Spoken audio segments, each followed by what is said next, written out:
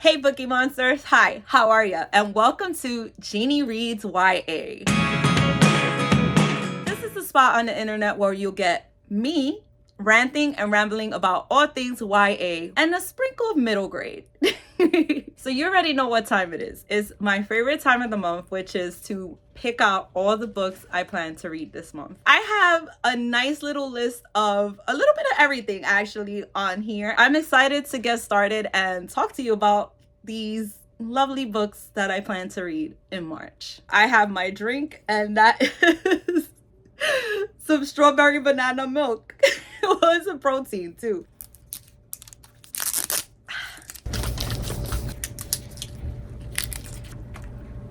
I love this. I love this so much. So one book I'm excited to read this month, which is also my favorite book club, We Read YA, book of the month this month, and that is Don't Let the Forest In by C.G.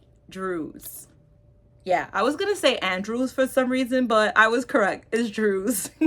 I'm so excited for this book. They describe this book as like a botanical horror, something to that effect. I didn't even know that botanical horror was like this little genre in itself until this author posted a post on Instagram showing like quite a few books that fall under that category. I believe this is like considered a cottagecore type book that I've heard of, but botanical horror, that's kind of like new to me. So I was just like really like shocked that this is actually a horror. No, this is actually a genre, and that there's a lot of books out that fall within this genre. So just to give you a little gist of what this one is about, we are following a high school senior, Andrews, who finds a lot of enjoyment in writing twisted fairy tales. Then there's Thomas Rye, who happens to be like his best friend. The thing is, Thomas has been acting a little weird. Something is haunting Thomas, which is making him act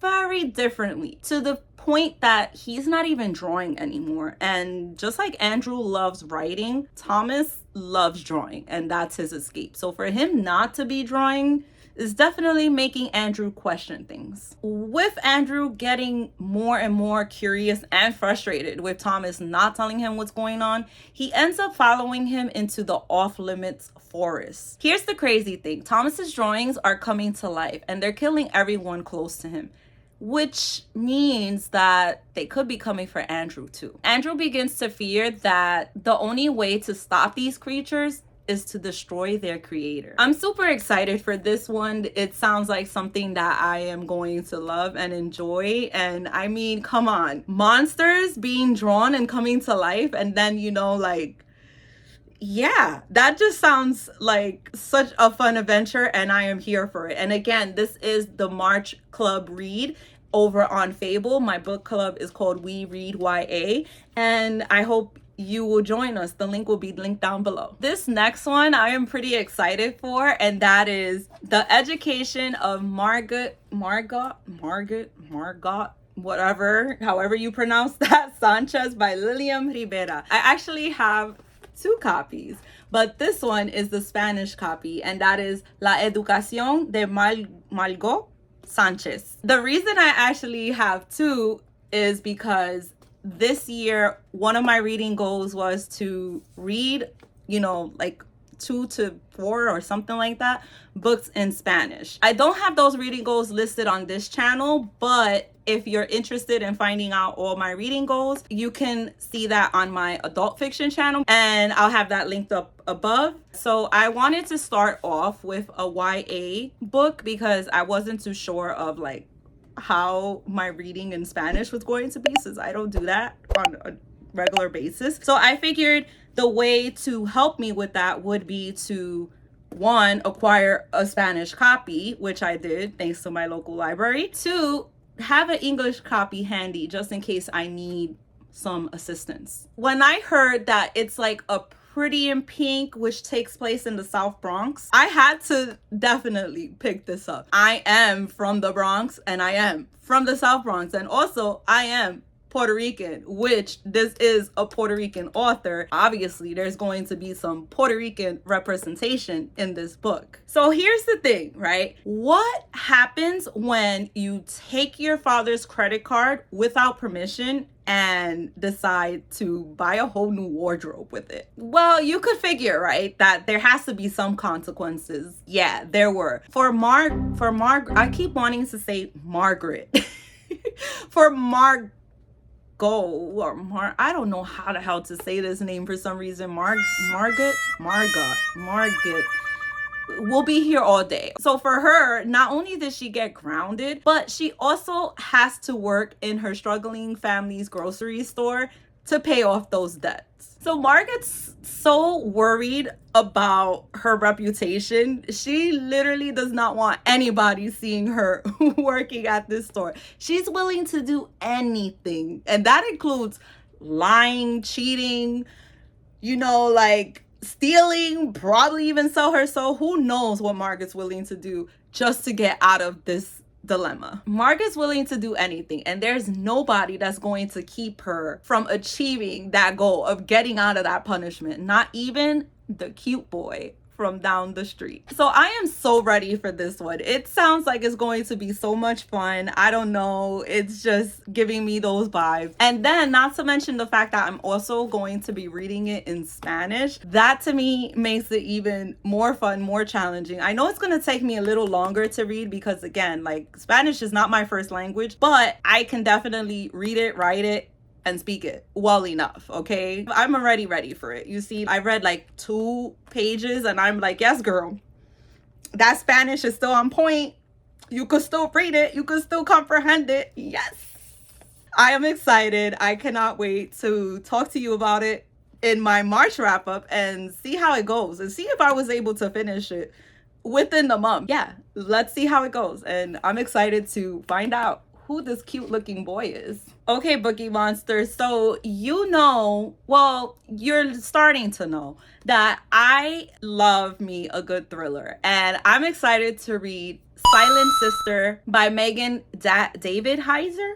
I think that's how it's pronounced, but yeah, this one right here.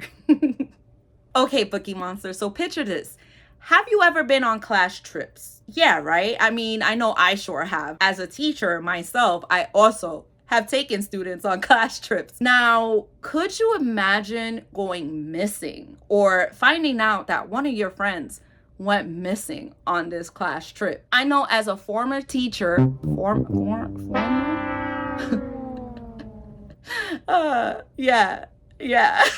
as a former, there we go, teacher, I would never want that to happen to any kid, especially not under my watch.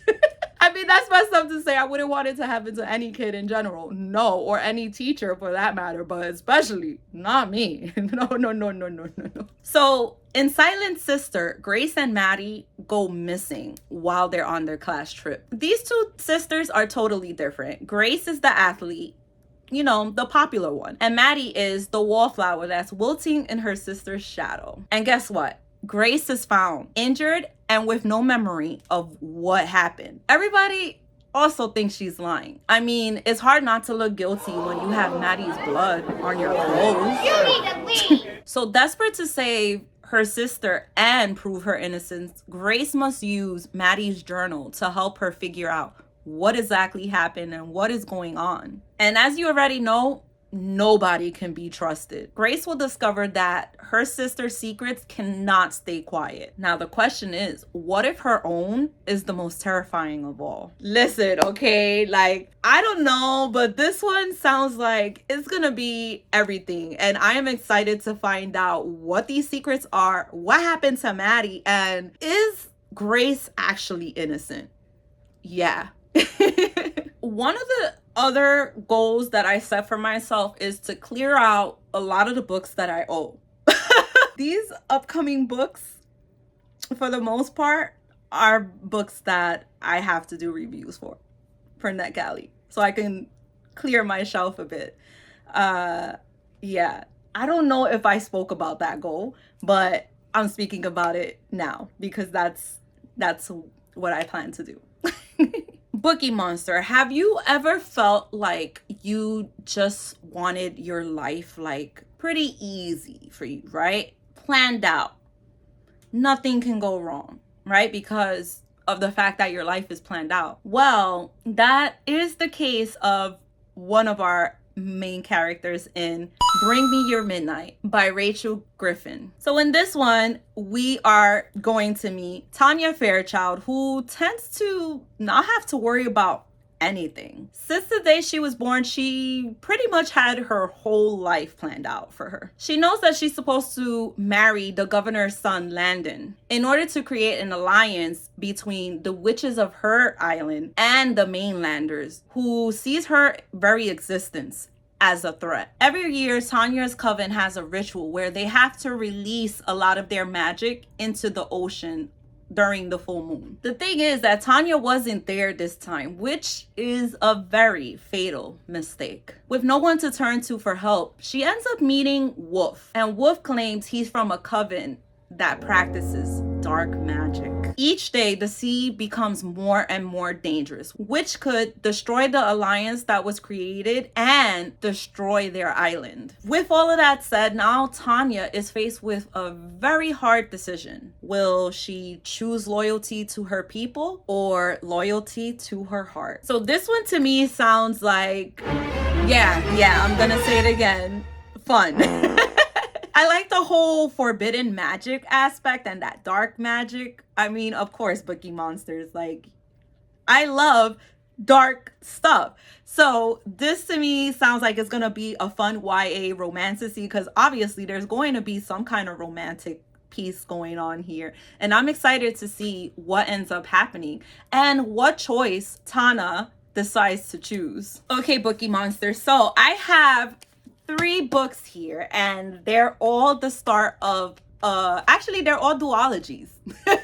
Now that I noticed that they're all duologies and that I really want to read this year. What I'm trying to do with this channel is to mainly mood read, like just mood read. I do that in general, even in my adult fiction channel, but with my YA, because I'm very particular about what I enjoy in my YA, I also want to do that when it comes to picking, the books I want to read as well. I want you to help me decide which one I should start off with. So I have Reign of the Fallen by Sarah Glenn Marsh. I don't remember what any of these books are about. I just have like a brief little gist of what's going on, but if I remember correctly, I believe this one is about like necromancers. Okay, so it says here, without the dead she'd be no one, and then it says Odessa is one of Carthia's master necromancers. You see, I actually remembered, catering to the kingdom's ruling dead. I really don't want to go into full detail of what this is about, but it seems like, of course, there's a cost that comes with raising the dead. It said the dead must remain shrouded. If even a hint of flesh is exposed, a grotesque transformation begins, turning the dead into terrifying, bloodthirsty shades. Which obviously, bloodthirsty shades don't sound like it's anything good. This one to me is one that I've been wanting to read for a long time, because obviously this is a old YA. So it's this one. And then there's Anna Dressed in Blood by Kandare Blake. And I always love this cover. Like, I read this before in the past, but I don't remember it too much. Okay, so it says here, just your average boy meets girl kills people story. Yes, I mean, this sounds wonderful, right? It sounds like the perfect love story. So it also says Cass Lowood has inherited an unusual vocation. He kills the dead. So need I say more? And I know that in this town, there's like a story of Anna Dressed in Blood, who lives at a house and she haunts the house. And of course, Cass, his job is to obviously, get rid of her, send her off into the other side, go live your best ghost life, right? The thing that he ends up discovering is that, this is not just your average ghost. She is a ghost full of rage. And yeah, you could only imagine what's gonna come behind all of that. But yeah, I remember reading this in the past, but I don't remember it at all. I don't even remember. I think I gave it like a 3 or 4 star in the past. So I'm excited to dive into this again and finish this duology and find out what is wrong with this girl. Why is she so angry? This is like totally just random. But you know what I loved about this? I don't think you're gonna be able to see it fully, but the words are literally in like I guess like a burgundy color. I guess it's supposed to be, you know, the color of blood or something. I don't know, it could just be me thinking that, but you know, I'm sure it was the author and publishing, and that's a nice cool touch to it, just saying. But the other book is House of Salt and Sorrow by Aaron A. Craig. Craig.